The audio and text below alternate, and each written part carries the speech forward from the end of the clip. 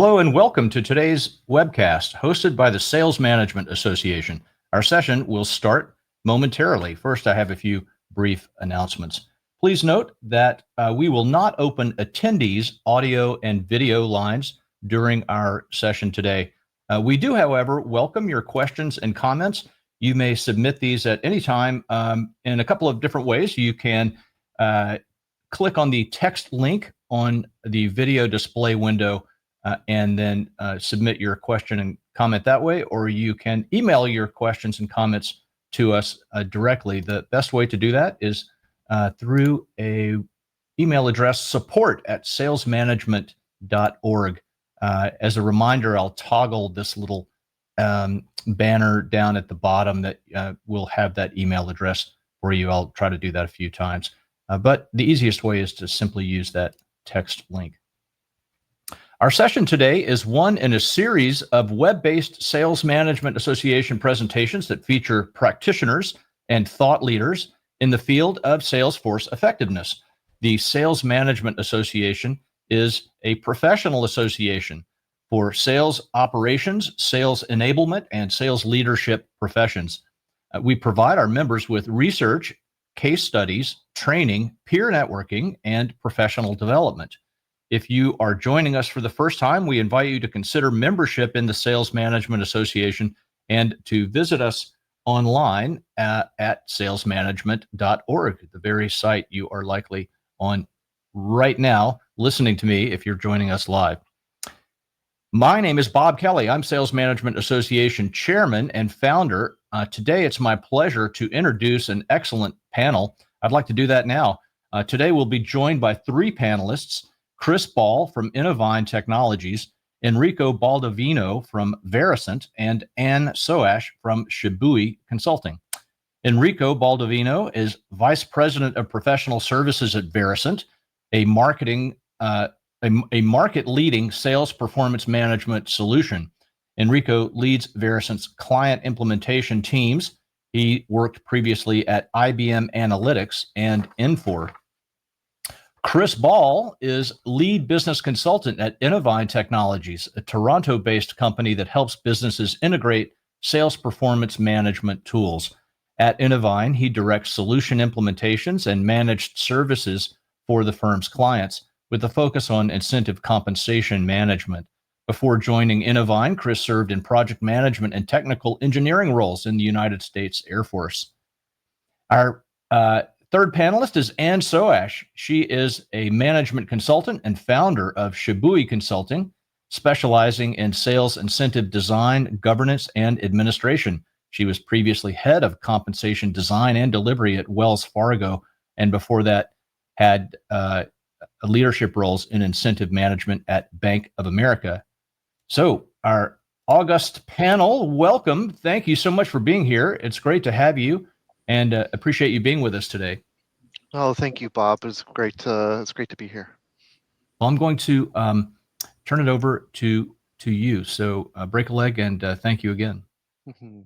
Oh, thank you. So today's session is going to be about a challenge that emerges quietly in most organizations, especially those with large sales forces. Incentive plans that grow one exemption, one off rule, one urgent request at a time, until the structure itself just becomes heavier and harder to explain and harder to manage than anyone intended.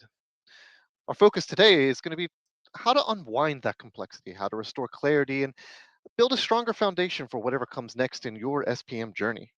We're going to be doing this one in two parts here. So the first part is going to be led by Ann, with an important contributions from Enrico, and it focuses on diagnosing and simplifying complexity at the design level.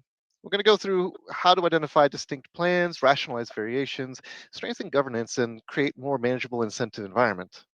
The second part's led by myself, with some discussions and contributions from Enrico. We'll explore what that cleanup means once you step into the realm of technology and automation. They'll show you how early design decisions appear in configuration, data structure, reporting, and the long-term maintenance of an automated system. So a quick few notes before we begin. There's no need for any note taking. You'll receive all these key supporting resources after the session that we share with you here. We also have a written Q&A running throughout. please feel free to submit your questions into the chats, but in order to make sure that we manage our time, we're not going to be covering the questions directly in the session. What we will be doing is after the session, going and sending out an FAQ of sorts, answering any common questions that you have that we've seen amongst the crew. So with that, let's go ahead and get started. Over to you, Anne. All right. Thanks, Chris. Did our slides disappear? I can still see them. Just need Okay. to advance to the next one. So, Chris, I think there you go. You're able to advance slides, Yes. and it looks like they're moving now. Okay, sounds good. Okay. Right. I'm also able to advance them if you just want to call out a change. Okay. Great. So with that, one of my favorite questions to pose to companies that I work with is, what counts as a separate incentive plan? If you say you have 75 incentive plans, how do you define the kind of that separation between one plan and the next? So we're going to have a little interaction behind the scenes here. I'd love for you to go to that comments area and type in, what does your company use to define an incentive plan? And an okay answer that I do get quite a lot is that we don't have a definition. So we'll see if we get any comments in, if you guys want to type in. All right, and I'll start talking through some examples that we see. One of my favorite ones is we count by plan documents. And I once had a business that wanted to look like they had less complexity. And so they just put all the roles in their business into one plan document and called it one plan. Yeah, there were 7 very distinct plans inside that. And we'll talk about what that means in a minute here. And another one that we see besides counting by plan document is actually at a very minute level, where if anything is different from the rest, be it a goal or, be it, even a quota, that it's a separate plan. So with that, let's go on to the next slide and talk about how we define it. So we are defining an incentive plan in terms of truly how you build it out in whatever calculation tool you use, whether it be Excel or a homegrown system or an automated like third-party system. We define an incentive plan as having different calculations to determine the payout. And so whether it's the actual calculation of A plus B times C, or whether it's the actual calculation that goes into the plan components, right? The metrics themselves, with the sales metric, customer experience metric. If either of those differ, we count it as a separate plan. One important caveat, if the goals or the payout values differ by individual or even by group, we do not count that as a separate plan, because you can use a reference table in your calculations in order to pull in the individual's goal, for instance. And so you don't actually have to, program in a separate calculation for that. All right, let's go on to the next slide. Okay, so we're just going to go through 3 quick, pretty straightforward examples. So as I go through these, think in your head, which of the 3 should be more than one incentive plan, and it is multi-select. So think in your head of the answers, and then we'll go through them on the next page. So the first one, the calculations are actually all the same across this plan. However, there's 10 individuals that each have their own unique extra component. So for instance, one of the 10 has an extra plan component for meetings scheduled, literally my least favorite metric that exists out there. But that just as an example, one has meetings scheduled, another one has meetings booked, maybe. Example 2, one set of employees is not paid upon termination. The other set is paid upon termination if it was voluntary. And then example 3, employee A has a goal of 50, or employee B has a goal of 55. So if we go to the next slide, we'll walk through our answers. So hopefully you got this right, and that the first 2 examples should be considered separate incentive plans. So the first ones will be 10 separate incentive plans if they all have a distinct component. The second one is 2 separate incentive plans. And then the last one is just one plan. And I'm right there with you in terms of the meeting scheduled fan club that we're not a part of. So definitely not a fan of that either. I think it's interesting when you have so many different responses or different definitions of what a plan is, and it's a good place to start. When we think about understanding the complexity of your plans and your plan design and getting ready for an implementation, I think number of plans is usually the first question that people ask. But for me personally, number of plans doesn't really give you much insight into the complexity, right? What really I try to drive into is when you're trying to evaluate the complexity of your compensation program is not so much about the plans themselves, but how many different ways or components or building blocks of those plans can you identify, and how many different ways do you have to try to calculate and automate those things? I think for me, that's where the meat of the discussion, kind of goes into the complexity side of things. Yep. Yeah. Especially since when you ask that question of how many plans do you have, people count them in totally different ways. So with that, let's go to the next slide and build upon what Enrico's saying around the building blocks. So to help understand the complexity in your company and the incentive environment that you have, we recommend creating a plan inventory. And so typically big Excel or Google Doc, right? With a bunch of columns that you would want to include the details of. And this will actually help you separate out plan by plan according to our definition. So you'd be looking to document the different plan components, right? And if one person has a different plan component from another person, 2 separate plans. You'd want to document that high-level calculation summary of how the payout is calculated, eligibility rules and employment terms, like the termination example we were just talking about, is important to capture. Another thing we really recommend you capture during this inventory is what technology is this calculated on? Oftentimes, this can be the foundation that becomes a business case to move towards automation. I once worked with a company that when we created this plan inventory, there were 20 different incentive technologies used in-house. One, of course, was Excel. One was third party, 18 homegrown systems. It was so expensive for them to run and was a great way to build that business case to show you can get a return on investment with automating.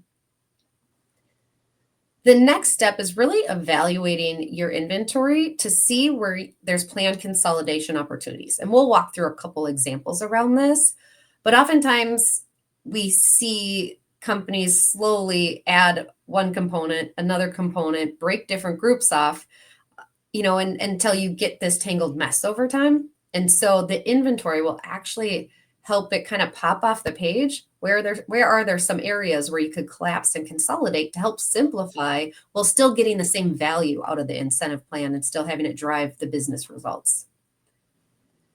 And the last piece, which is way harder than just one bullet, is influencing business leaders around the importance of this and the need to change the designs and to simplify the environment. So many business leaders hang on so tight to their incentive plan and believe it has to be that way. And so it's important to, use the data around payouts. Sometimes they have extra metrics in there that you don't need. They're not actually driving anything because they're paying out so few dollars, right? So use the data, talk about potential cost savings. If you are moving towards automation, you can save thousands of dollars if you can collapse and consolidate. Another key piece that also helps employees, the more you help simplify and streamline plans, the better they're going to understand their role and what they need to do in terms of, helping the company and driving that revenue. And I think that last point is super important, right? There's a lot to unpack there, but, in terms of collaborating with business leaders, I think it's super important to understand, and not just, understand how the plans are today, but what are those business leaders trying to drive in terms of behavior of their sales force and the business results that they are trying to drive and achieve. I think that, being able to understand that and understand the why behind why their plans, why they're so attached to their plans sometimes, can really help to drive that conversation around consolidation, that maybe there are different ways to achieve the same behaviors and the same results, still tweaking and consolidating in certain ways, but still be able to drive, and get to that same output. Yes, exactly. All right, well, let's move on to an example. Okay, so this is an example that I lived through that we obviously made a little bit more generic. We had 9 different incentive plans in one business, and there are really 2 roles. There was a seller role and a sales support role. And so as we dug in with the business and we created the inventory, there were several things that popped off the page at us. One of the first ones we started with was, kind of a simpler one, right? Getting them used to making changes and this whole, trying to get to consistent. When we looked across the sellers, they all had different terms around how to handle leaves of absence. Honestly, some of the businesses just hadn't thought of it, right? They just didn't have anything in there, or they just handled it as one-off exceptions, which it is much better to have a standard approach to how leaves are handled. And so we tackled that and got them to one standard leave term. We also had to tackle new hires. It looks pretty consistent. However, putting specifics in an offer letter is always risky, because that means the recruiter has to tell the incentive admin team the details of it, and it usually has to be handled manually. So we worked with them instead to develop a consistent new hire ramp approach that could be used for the sellers in particular. And so that we did not have to rely on recruiters for information. Plus, it was consistent for all 6 seller groups that we had. The harder part to dig into, that definitely took a lot of time, a lot of conversations, was looking at the plan components and looking how can we get more consistent. And after we worked through it, we were able to get to the point where the sellers had all the same plan components and the sales support had all the same plan components. So we were able to go from 9 plans down to 2. And this was one that we were working towards automation. We're able to automate all the plans in, I think it was about a 3-month timeline. And originally we were thinking it was going to take more like a year, because we had to work through 9 plans. So we had huge savings as a result of this collapse and reduction. And I noticed there in the plan components that you've highlighted that there's several different plans that all have a component called products. I think that you've seen this, and I've seen this, certainly in implementations as well, that sometimes you'll have components that are named the same, and it's easy to assume that they are trying to do the same thing or that they are calculating the same way. So how do you go about, teasing that data out and teasing those details out to figure out whether they are truly their own individual components versus, things that can be consolidated into, a simpler component? That's such an important question. It is so important to peel back the onion and not just take their word for it when they put products, that it's all the same. Let's go on to the next example, and I'll walk you through one that really speaks to that, as we had these 4 business units across a company that all dealt with mortgage data, right? So 3 of them had mortgage referrals and 1 of them had to close mortgages themselves. With that, when we started peeling back the onion, we actually had all the incentive admin teams around our table.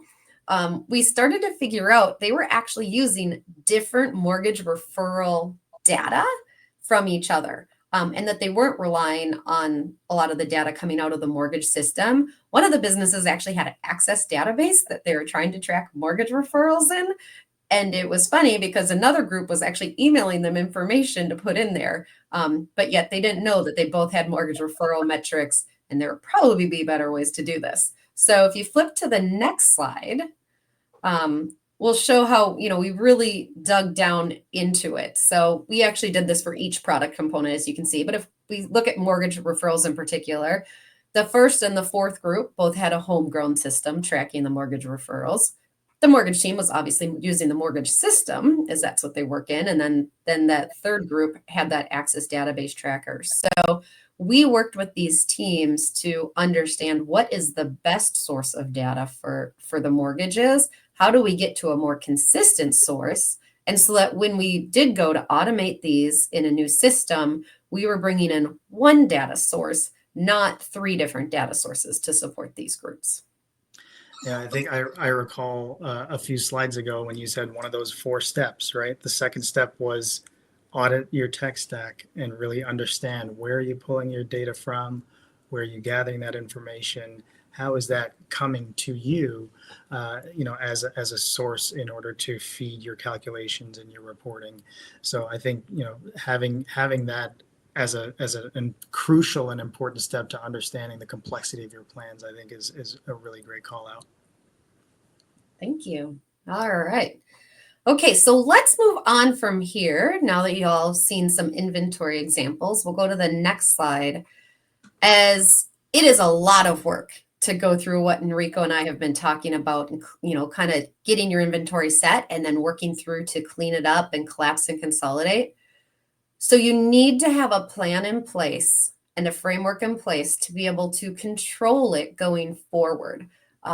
And so we have built a governance and design capability framework to help you understand where is your company today and what does optimized look like? How far away from optimized are you? You can actually put a roadmap in place to try to move from left to right on this grid in these key dimensions that we have. So we're going to walk through an example on the next slide, but we really encourage you when we send out these slides to go through this exercise yourself, rate your company in terms of where you are, and then think about where you want to be and what will it take to get there. So Chris, can we advance forward one? Thank you. All right, so in this example for this company, you can see where they rated themselves to start. And I'm just going to talk about a couple of the dimensions. Let's talk about plan design. I think having a common plan design process that's used consistently across the organization is key to keeping a more simplified environment and helping to de-risk the environment also. So this company really just had some common principles of, review the plan design once a year and make sure HR and the business approves. And over time, we worked with them to get to the point of having common roles and responsibilities of who all their approvers and reviewers are. And then they had steps they had to take every design through every year to make sure that it's working as expected, that any changes that they're planning will operate as expected with some back testing and then risk assessing every single plan as well. So Anne, I did have a question about this one here. So, I love how you've laid this out. I think that, it provides a really good kind of visualization across a lot of different dimensions to really understand the maturity of your compensation program. Just looking at that first row around plan design, when you see some, on the one side, it's very reactive, exception driven, trying to, almost fly by the seat of your pants versus, looking at a more optimized side. I think that there are often cases where there is a desire to kind of pull back to the more reactive side of things. Like when you think about how sales forces had tried to, had really needed to be agile and think quickly and adjust very quickly, especially coming out of COVID and adjusting to market conditions. There's always that desire to make changes and make them quickly. So how do we change that mindset a little bit and kind of increase the appreciation for having good governance as opposed to just considering it as more red tape? Yeah, great question, Enrico, because you will get a lot of pushback from the businesses who want to go really fast and just shoot from the hip, right? I tend to point back to a lot of the headlines that you see with companies where they did not fully risk assess their plan. They did not go through a full design process. And as a result, they ended up in the headlines for bad behaviors that resulted from their incentive plan. And it often cost their company millions of dollars to work through. And you really, it's not worth the risk to move so fast that you don't have time to go through it. And you can make this process a process that is less bureaucratic, but still make sure that you fully risk assess, fully back test the design before it gets approved and goes out the door. All right. Well, let's talk about one other bucket here. Let's look at the tech and user experience bucket. So this company was very Excel and then email heavy. If the employees had any concerns with why they're being paid what they're paid, they would email in. That is a lot of extra work, not just on the incentive admin team, because the business leaders don't always necessarily care that it's a heavy lift for the incentive admin team. What they do care about is the fact that their employees are spending so much time trying to understand the Excel file and then email back and forth to get it accurate, right? And so we really focused on the employee lift and the shadow tracking that they had to do to make sure everything was accurate, and talked about the time they could redeploy back to selling instead of tracking their incentives if we move towards a true incentive compensation management system. So this was the other piece that we decided would be where we'd start on the roadmap to help gain a stronger governance structure and start moving the company forward in their incentive journey. Oh. All right, let's go on to the next slide. Okay, so, and really this is just to wrap up this first section before we hand it off to Chris to talk about the technology side. But, really what we're challenging you all to do is take a little bit more of an in-depth look at your incentive plans and how many incentive plans you have, and those building blocks that Enrico was talking about. Are they the same or are they different? And is there a way to get more consistency, and so that you can reduce redundancy that you have in your system? And really what you want to get to is that future state of the leaner, more logical portfolio where you have that governance framework in place to prevent drift. And truly, this will have a big impact, not just for your business, but also your employees. And that's ultimately, I think, what we all strive for in our roles. I think one point that I would like to make as well, and before we start getting, geeking out a little bit on the technical side, I think is, first off, I really love the way that you organize the capability framework. One question that comes to mind for me, and something that I've seen is, when is the best time to do this kind of exercise and to do this inventory, right? Because a lot of times, we very often will run into an implementation, or, a company will buy a new system and they're gung-ho about it. They're really excited. They go in and they want to start implementing. And it's oftentimes, when you're gathering those requirements and trying to figure out those details, that you come to a realization that, hey, there could be some opportunities here where we're kind of doing some redundant things in a lot of different places. By then, I think that you already have a whole project team lined up. You're already tracking to, project plan and deadlines and things like that. And, I think that there's always, when you start making those realizations, then even though there is a true desire to want to optimize and to want to consolidate, I think it's very easy, when you get to that stage, to say, well, I think we'll just do what we do right now and lift and shift our current process because we have to meet this deadline, right? So, that's one of those things that really resonates with me, is not only thinking about these things, but how early and how often do you start thinking about this? It's always, a good preparation step, even before, you're leading up to an implementation. Yes, because this process doesn't happen overnight. But it is so key to take your organization through this in advance of doing an RFP for any kind of technology, because you'll have such a better understanding of what you have, but it will also save you thousands and thousands of dollars in the long run. And we know these days everybody's budget is so tight.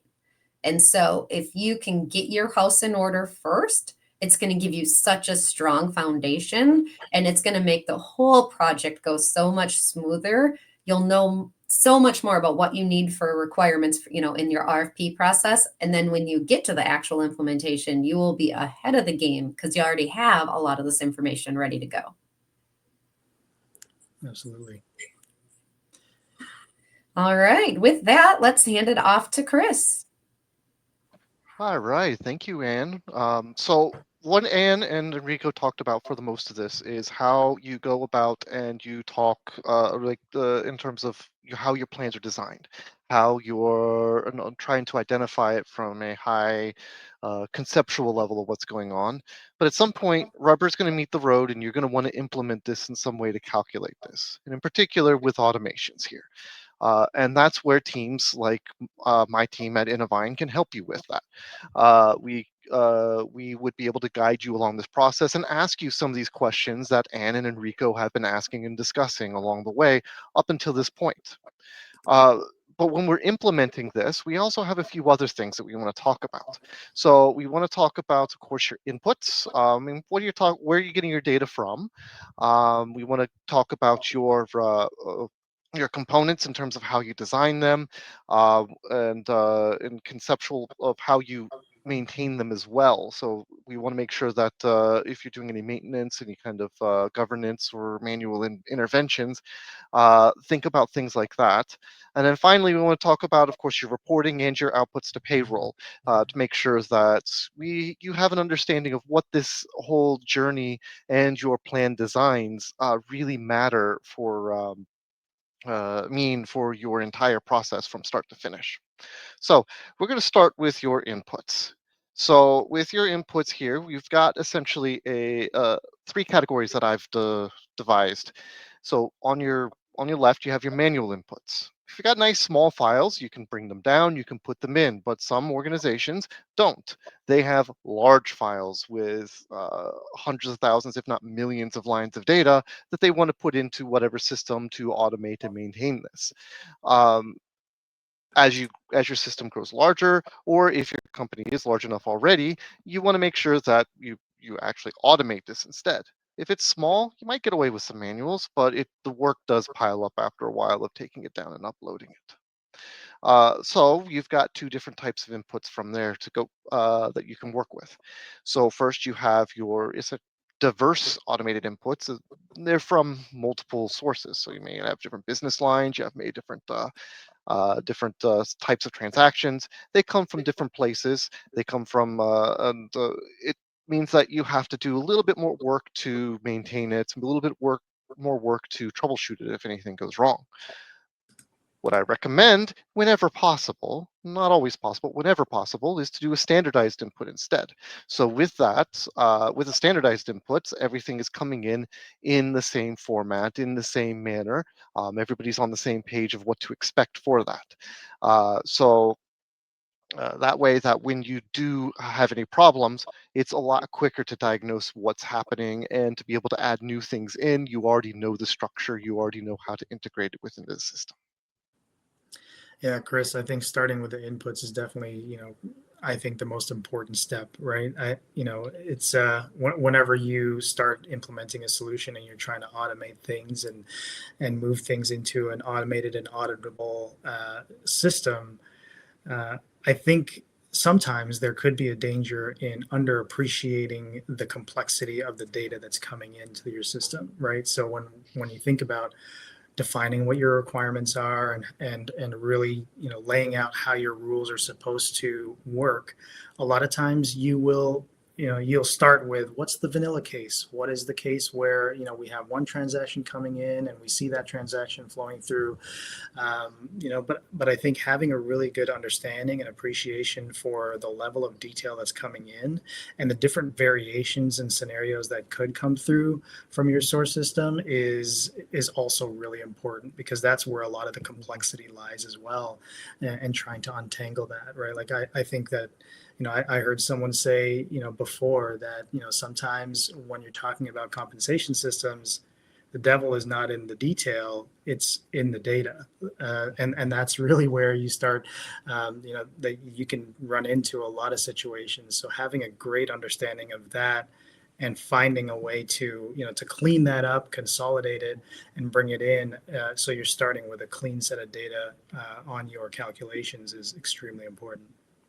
You hit the nail on the head there, Enrico. One of the biggest things I see with a lot of the clients I work with, one of the biggest struggle points is always getting that data and going to make sure that it is correct, that we have the right thing.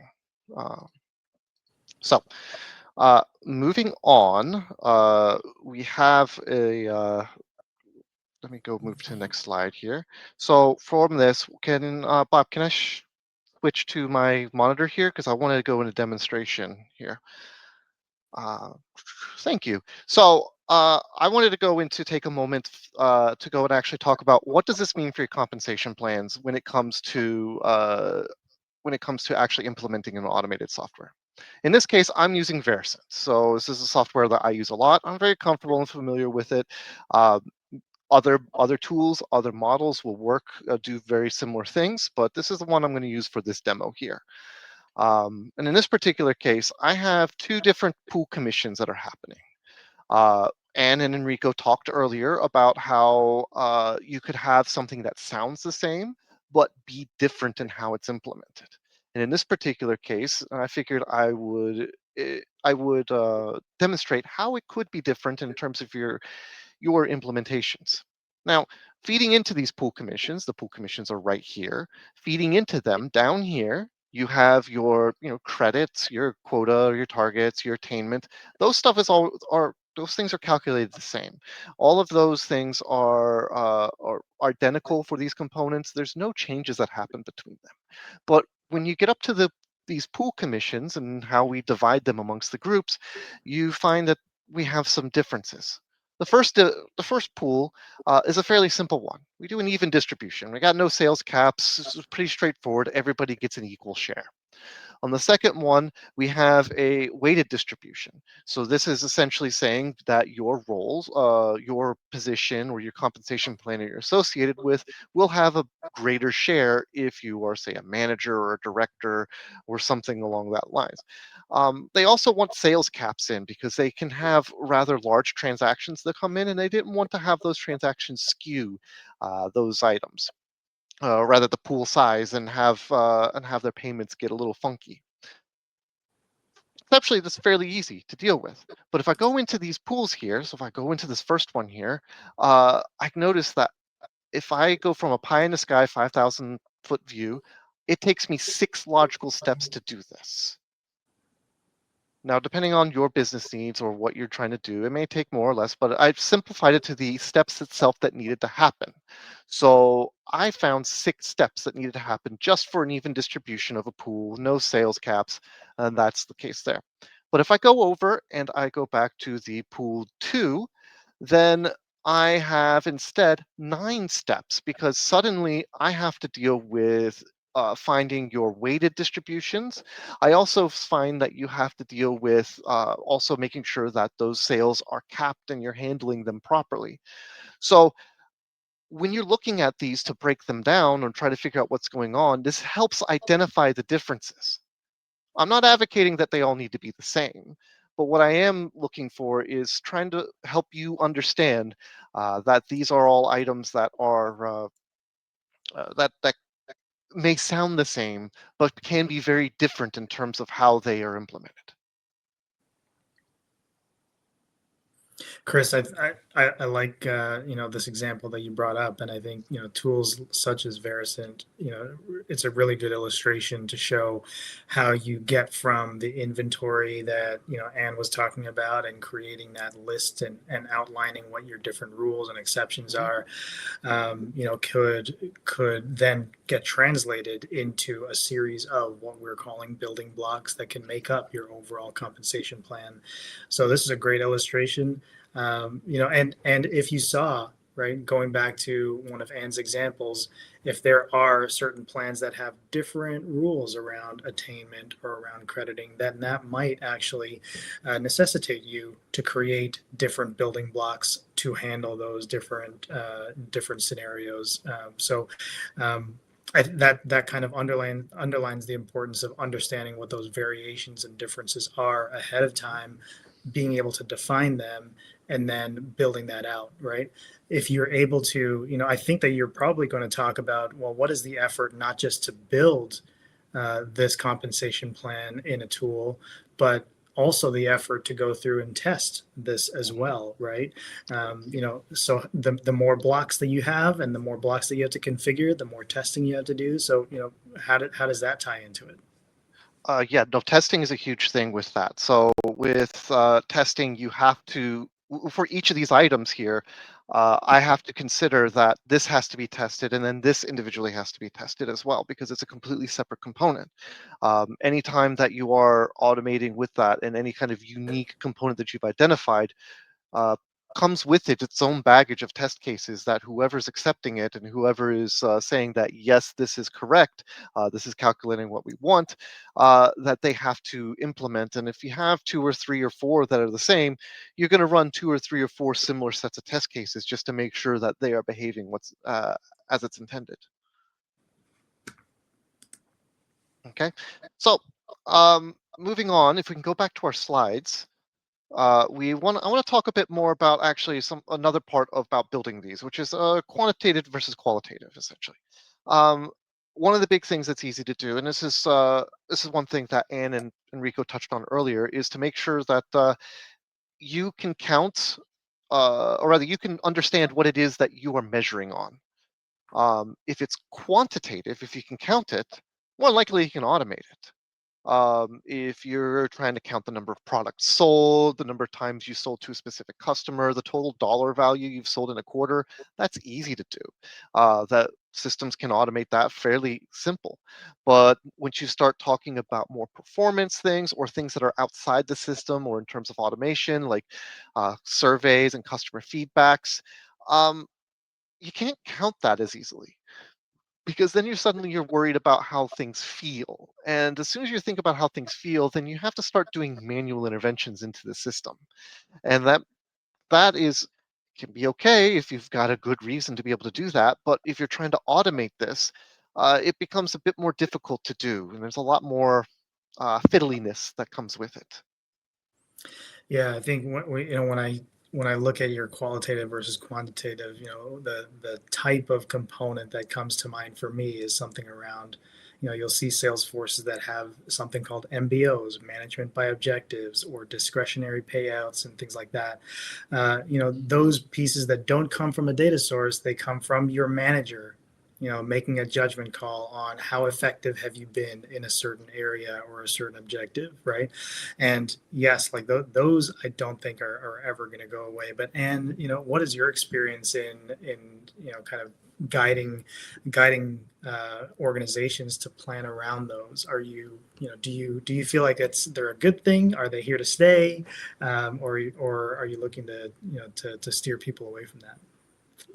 So I would say, especially like the manager judgment calls, those are tough to put in. I mean, you can make a form and you could try to quantify it to try to calculate into payouts, but ultimately that's a judgment call. So I recommend trying to push those more towards like an annual discretionary bonus that maybe layers on top of the formulaic plan.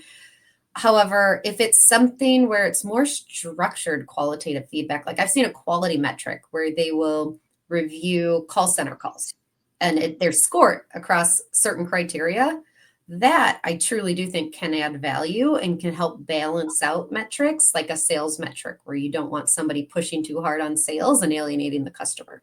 Mm-hmm. Yeah. Yeah, I think you want to get away from the recency bias of how someone has done lately, and make that your determination for for the award or the incentive. Definitely. No, that's definitely always a challenge, especially when it comes to that bringing it into the automation of the system. There's how you ultimately get it in there. And the best way of doing that, honestly, is through manual inputs. So on this slide here, we want to talk about what does it mean to do your manually inputs and what are the kind of interventions you have. And I'm noticing suddenly the sun's coming in and uh, blending out my camera here. But what this means here is that with manual interventions, sometimes you'll have to do them, and that's fine. That's a You can't avoid them completely. You'll have to go in and make sure that you do these updates are in the system. Sometimes data comes in wrong. Sometimes you just need to fix a one-off thing, or maybe you had a contest that happens within the company. There's all kinds of things that can happen that you can do a one-off thing that you can do manual adjustments for. Those are, obviously we can't automate them, but they're unavoidable. Those are things that whoever is building your system would account for on how you help make sure that you can do them. But for avoidable ones, we want to start thinking about how your team, and even when you're not using an automated platform, how often is your team taking transactions and having to adjust them? So I'm thinking about things of how you have to adjust how it's categorized, how its value is, what kind of corrections they have to consistently make to it. I do have one client that constantly, every payroll has to go in through all of their transactions and their sales they made, go and make sure that these are correct and that they're linked to the right person, and that there's also stuff associated with that. And every time that happens, I'm wondering, how can we help make this better for them? Because every month they have to keep doing all of this work to make sure it gets into payroll on time. Yeah, I think that what you're highlighting there, Chris, is a pretty common common step of where some implementations kind of uncover new complexity, right? I think that you understand where the data generally is coming from, but there's a lot of cases where the data could not be clean or in its cleanest form, right? A lot of this data is coming from systems where those pieces of information are filled in manually as well. I think it's really important to understand, in an ideal world, obviously, I think everyone wants to always go to the source system, fix it in the source system, change your processes. And there are several opportunities to be able to do that. But I like that also a lot of incentive compensation tools are also coming up with other solutions to help that along the way, to say, yeah, your data might not be perfect. We know that there are, a lot of cases where you have to go in and massage and correct things, but those are also things that could potentially be automated or caught as part of the process as well. So, there's a lot of tools, ELT and ETL tools that are out there that could help with that process, and it could, it could get you to that, that end result without having to go back, to your source system. In some cases, it might not be possible to. No, it's a challenge that you'll always be fighting. You'll always be trying to make sure that along the way, how can we make sure that we are getting the most accurate information, but also making sure that we aren't overburdening our comp admin team to make sure that they can get the right thing in. So it's one of the things I do highly recommend that you keep in mind when you're going in and making sure updating your plans or looking to automate them. Um, when you're automating them, you also want to have a report structure for this as well. So with this, I have an example of a report that you could potentially see in Vericent. Different platforms can also give you reports as well. This is a pretty universal thing. But in this case, this is a sample like data report we'll show our clients, and we'll tweak it for their needs along the way as we discover and understand their needs. But we always universally try to make sure that when we do a summary, like this particular report itself, that we have a summary that captures as many compensation plans as possible. One of the things that you want to make sure that you avoid is trying to make the same reports multiple times for all of your compensation plans. It means maintenance will be a lot easier on that, as opposed to having like a dozen plans, a dozen reports. If you make a change that affects everybody, then somebody has to go update all those reports. So you want to, it's things to keep in mind. along with data visualization to make sure that if we're displaying data onto your report, does it make sense? Does what we have match your needs? Yeah, so I think reporting is is really should really be part of that inventory exercise when you're thinking about moving to a system, right? One of the pitfalls that I think could be a danger and could be a risk is not thinking about your reporting and leaving it as more of an afterthought, right? There's a tendency to say, let's make sure that we get the numbers right first. We have to make sure that the numbers are coming through and they're accurate, and we don't even, and then we'll worry about the reporting later. And sometimes when you do that and you don't have the end in mind, then you might run into some situations where you might have calculated something differently or laid out your data and your calculations differently in order to feed those reports down the line, right? So having that end state in mind and really a good and clear idea of how you want your reports to look and the granularity of data or results that you want to display, having that end in mind is a really important step in your implementation, right? And thinking about that up front is, I can't say, can't understate the importance of doing that. Mm-hmm. No, it is always one of the first things that we do is once we understand what your data is and your comp plans are, the next thing we're asking is how do you want to see this? How do you want to tell people what's going on? So you want to consider that of how do you report to your payees what they're being paid. So the last thing I want to cover here is more talking about your payroll cycle itself and how that actually interacts with your automation, as well as your comp admin team to be able to accomplish it. Um, a lot of the clients that I encounter, they tend to have things on a monthly scale. Some are quarterly, some are annually. It's fairly straightforward, and everything tends to pay out on a predictable scale. But every once in a while, I'll come across a client that will have a structure that has things all over the place, where they have some comp plans that are paying out on a monthly scale, some that are on annual, but they can't overlap, and now suddenly we don't know how they're interacting with one another. We don't know which one's closing out at which times, and maybe their monthly payout schedules are different. They're very challenging to deal with. And when they're that challenging, then suddenly when I'm helping them automate their system, I find a great need to make sure that I understand when are they doing things in their payroll cycle, when are they doing things for each of these compensation plans, and how does this impact their automation? Does this step on the toes of something else if we have this close earlier? Yeah, I think that's an important step as well, Chris. Like, how do you start getting an understanding of all of those things when you're talking about implementing a solution, say across 5 or 6 different business units, and you might be bringing different teams together who each manage their own cycle individually, and they're used to being able to say, I'm going to close this my way. I'm going to close it on my schedule. Mhm. How do you, bring that coordination about and do it so that, they're still kind of playing in the same sandbox, but still able to have the autonomy that they need? Mm-hmm.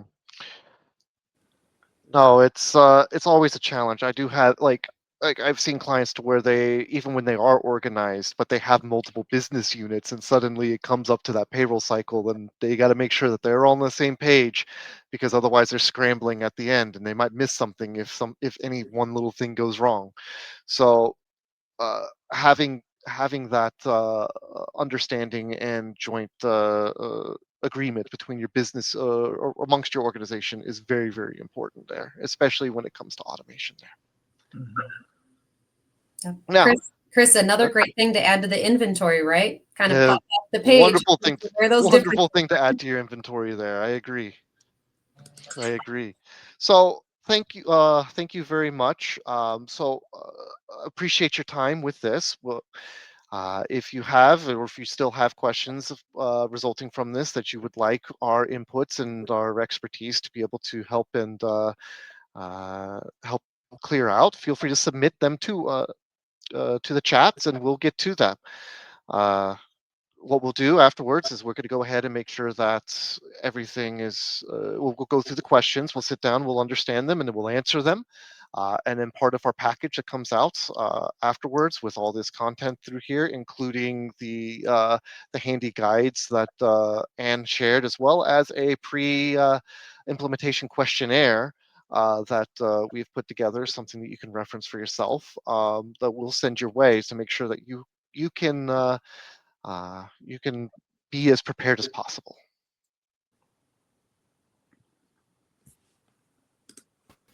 Well, panelists, thank you very much.